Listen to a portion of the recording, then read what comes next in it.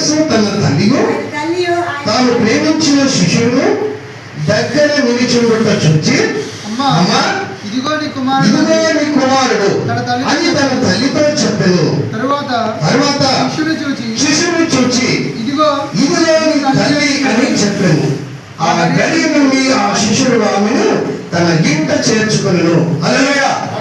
ఇక్కడ ఏం కనబడుతుందయ్యా మనకయ్యా అంటే బాధ్యత కనిపిస్తుంది. ఆమేన్.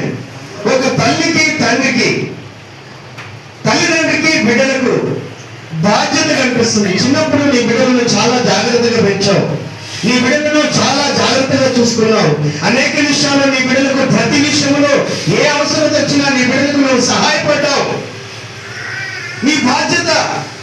కానీ నీ వృద్ధురాలైనాక నీలో రక్తము ఉడికిన కొద్దిగా నీ కుమారులు, నీ కుమార్తెలు నీ పట్ల బాధ్యత కలిగి నివసించాలి. అందుకే అక్కడ తల్లితోనూ కుమారునితోనూ పోలుస్తున్నాడు యేసు ప్రభు. ఒక కుటుంబాన్ని పోలుస్తున్నాడు.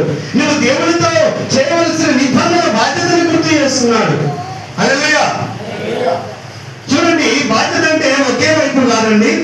దేవునితో నువ్వు నిబంధన చేసి దేవుడు చెప్పిన మార్గమును నడుచుట కూడా నీ బాధ్యతే, నీ క్రమము.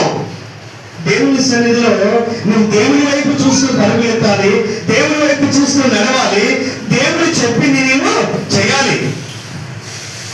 ఈ లోకాన్ని ఆశ్రయించి లోకం వాటిపైన నువ్వు అనుభవిస్తూ లోకమే నాకు శాశ్వతము అంటూ ఈ లోకంలో చాలా బాగుందండి, అక్కడ ఇక్కడ కలిస్తే చాలా ఆనందంగా ఉందని చాలా మురిసిపోతున్న వారికి ఒక ఉపమానం చెబుతాను వినండి.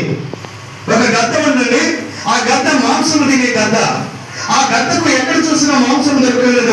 ఒక రోజు ఒక నదిలో ప్రవహిస్తున్న ఒక జంతువు కనిపించింది.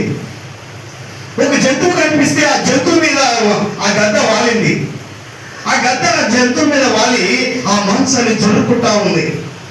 లేక చాలా రోజులైంది దానికి మాంసం దొరకక. ఇప్పుడు దొరికిందని ఏం చేసింది? అది దాని మీద నిలబడి మాంసం తింటా ఉంది. ఆ నదిలో ప్రవహిస్తూనే ఉంది. అది ఎంత తింటుందో దానికి ఇంకా తినాలనిపిస్తుంది. అలా తింటూ ఉండగానే దగ్గరికి ఏమొచ్చిందంటే నది లోయ వచ్చింది. ఇప్పుడు నీళ్ళు ఏం కావాలా? ఆ లోయలో పడిపోవాలి. ఆ లోయ దగ్గరకు వచ్చింది కాబట్టి ఈ గద్ద ఏం చేసిందంటే ఎగిరిపోయింది. తిన్నగాడికి ఎగిరింది, దగ్గరకు వచ్చింది కానీ ఎగిరిపోయింది. ఎగిరిపోతే ఏం చేసింది తెలుసా? ఆ జంతువులు ఉన్న పేగులు వీటి కాళ్ళకు చుట్టేసుకున్నాయి. ఇప్పుడు లెగలేకపోతుంది. అయ్యో లోయ వచ్చేసింది, చచ్చిపోతా నేను, ఇప్పటికైనా లేస్తా అని చెప్పి లేకపోతుంది. దాని బలమంతా కూడా కట్టుకోలేకపోతుంది కానీ దాని వల్ల కావట్లే. తీరబోయి ఆ లోయలో కూడా చచ్చిపోయిందండి. మీరారా, ఈరోజు లోకాన్ని ఆశ్రయించి బాగానే ఉందండి. ఇప్పుడు మందిరానికి పోయినప్పుడు భజన చేస్తా, బయటకు వచ్చినప్పుడు నా భజన నేను చేస్తాను అన్న వాళ్ళకు ఉపమానం వినండి. నీకు అది ఇప్పుడు బాగానే ఉంటుంది. ఈ లోకం చూపించే ఆశలు నీకు బాగానే ఉంటాయి. అవి ఏం చేస్తాయి తెలుసా? తీరా తీసుకెళ్తే మరణానికి దారితీస్తాయి. హల్లెలూయా.